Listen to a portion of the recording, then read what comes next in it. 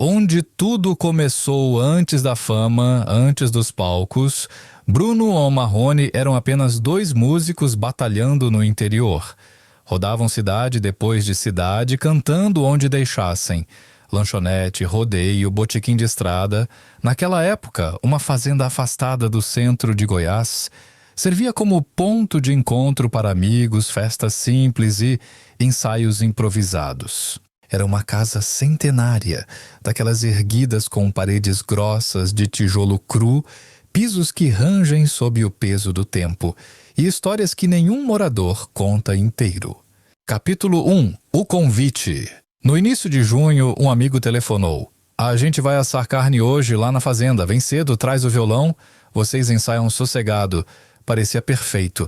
Bruno jogou o violão no banco de trás. Marrone levou o caderno, água e a velha fita cassete que usavam para ouvir defeitos nas harmonias. No caminho, o clima já era estranho. Um nevoeiro baixo, um calor fora de hora e um vento que parecia soprar contra eles, não a favor. Quando chegaram, encontraram o portão da fazenda aberto. O carro do dono não estava lá. Só um funcionário limpava o quintal. O patrão precisou ir para a cidade, disse ele meio desconfortável, mas deixou a chave. Disse para vocês ficarem à vontade. Só não fiquem muito tarde, tá? Bruno estranhou o aviso. Marrone riu. Relaxa, a gente só canta um pouco e cai fora. O funcionário foi embora antes do sol sumir. E aí a fazenda ficou entregue a eles. Capítulo 2. O primeiro desconforto. Eles entraram na casa. Logo de cara sentiram aquele cheiro de madeira velha, um perfume meio doce, meio mofado, como se a casa fosse viva, respirando junto. Nos corredores, quadros antigos, uma família séria, roupas de época, olhares que pareciam seguir quem passava. O relógio de parede marcava 18 horas, pouco barulho lá fora. Nem grilos cantavam. Bruno afinou o violão. Marrone explorou os cômodos. Ao final do corredor havia uma porta de madeira escura, trancada. Com riscos de unha na pintura, na altura de uma criança. Sinistro, hein? Disse Marrone, e deixou para lá. Capítulo 3. O ensaio na sala grande acenderam uma lâmpada fraca. Colocaram o gravador no centro da mesa. Bruno começou com uma melodia simples. Marrone entrou com a segunda voz. A harmonia encheu a sala, bonita e redonda, ecoando nas paredes vazias. Até então normal. Mas conforme a música avançava, os dois começaram a ouvir outra coisa. Passos leves, lá no corredor. Bruno parou. Tem alguém aqui? Silêncio. Voltaram a tocar. Capítulo 4. A terceira voz. Quando chegaram ao refrão, outra voz entrou. Suave, feminina, límpida, entonando cada sílaba certinho. Bruno parou na hora. Marrone engoliu seco. A voz continuou sozinha por mais 5 segundos e sumiu. Os dois ficaram imóveis. Você ouviu? Ouvi. Nada de eco, nada de interferência. Música não inventa nota que ninguém faz. Capítulo 5. O quarto da menina. A sala esfriou de repente. As portas começaram a estalar. A lâmpada piscou. Marrone caminhou lentamente até o corredor, na direção da porta trancada. Do outro lado, ouviu algo. Uma risada curta, infantil. Não era vento. Voltou correndo para a sala. Bruno tentava manter a calma. Deve ser interferência. Mas interferência não entra afinada no tom certo. Capítulo 6. A fita que mostra a verdade. Resolveram rebobinar e ouvir. A gravação captou tudo. Violão limpo, a voz de Bruno na guia, Marrone na segunda. E então entrou a terceira voz, cristalina, afinada, com leve vibrato no final das frases.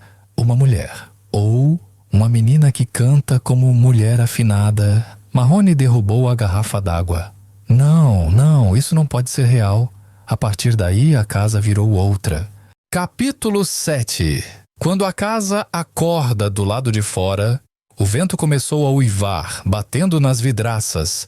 Lá dentro, portas se abriram sozinhas, uma de cada vez, como se alguém invisível caminhasse pelos cômodos. Tapetes se moveram um pouco. O relógio parou. e o gravador começou a rodar sem ninguém tocar. Da fita saiu um lamento, uma voz fina choramingando pedindo: "Não me deixem sozinha." Depois um breve canto sem letra, só melodia. Bruno gelou. "Tem alguém aqui?" Capítulo 8. A história da fazenda na cozinha. Viram um retrato em cima da geladeira. Um casal e uma criança de tranças, talvez uns 8 anos, sorriso aberto. Atrás da foto, escrito à mão: "Helena, nossa cantora." Bruno segurou a moldura. Naquele momento, o gravador estalou e mudou sozinho de faixa, como se uma mão invisível tivesse apertado. Uma voz baixinha começou a cantar de verdade, lá da fita. "Eu vou cantar, vou cantar." Eles ficaram paralisados. Marrone começou a juntar as peças. "A menina sumiu aqui, e a gente está cantando na casa dela." Silêncio pesado respondeu. Capítulo 9. O canto final. Bruno olhou para Marrone e tomou a decisão mais estranha da noite. "Vamos cantar de novo." "Você tá maluco? Se ela queria cantar, a gente vai cantar com ela." Eles se sentaram na sala, seguraram o violão, respiraram fundo e começaram a música do início. Dessa vez a atmosfera era outra. O medo tinha virado respeito. No refrão, a terceira voz voltou. Só que agora, mais forte, mais segura, mais emocionada, era como se sorrisse cantando. E por alguns segundos parecia mesmo que eram 3 ali. Capítulo 10. A despedida. Quando a música acabou, o gravador desligou sozinho. As portas pararam de bater.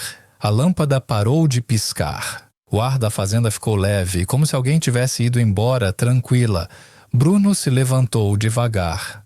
Acho que agora ela pode descansar.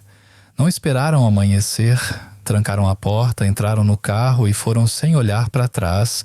Mas antes da curva final, gostaram de imaginar a pequena Helena sentada no batente, sorrindo, ouvindo música de novo. Epílogo. A fita que sumiu. No dia seguinte em casa, foram ouvir a fita com amigos, mas nada estava lá. Nenhuma terceira voz, nenhum choro, nenhum refrão assombrado. Só silêncio, silêncio total. Alguém brincou. "Vocês estão viajando?" Bruno e Marrone não discutiram. Entre si sabiam da verdade. A menina cantou naquela noite. E às vezes, em um show grande no meio da multidão, lá no fundo do retorno, eles juram ouvir uma terceira voz se misturando, afinadinha, discreta, como se a Helena da fazenda ainda quisesse cantar com eles.